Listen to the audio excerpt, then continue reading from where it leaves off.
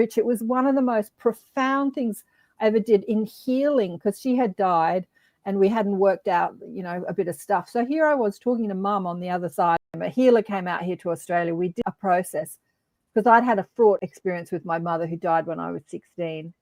We did this guided meditation where I went and met her, and you said, put them in a boat, put them by a stream, calm water. Her guided meditation was, she called it the fireside conversation or the fireside chat.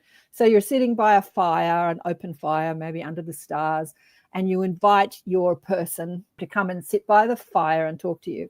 And 30 years ago, Rich, it was one of the most profound things I ever did in healing. So here I was talking to mum on the other side, on the flip side, sitting by the fire.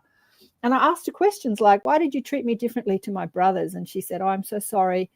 I was jealous of you. And I said, why were you jealous? She said, oh, it was just the pain that I was in and the insecurity I had, because she was 50 when she died.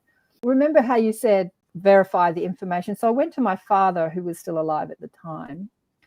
And I said, was Mum jealous of me when we were a kid? And he said, oh, my God, Karen. He said, we had to do an intervention because she wouldn't pick you up as a baby. So she'd said to me on the flip side, when your father gave you attention when you were a baby because you were a girl, I was jealous that he was giving another girl attention and not giving that attention to me. And he said, yeah, Mabel, his mother and her mother were both Mabel. Hilarious.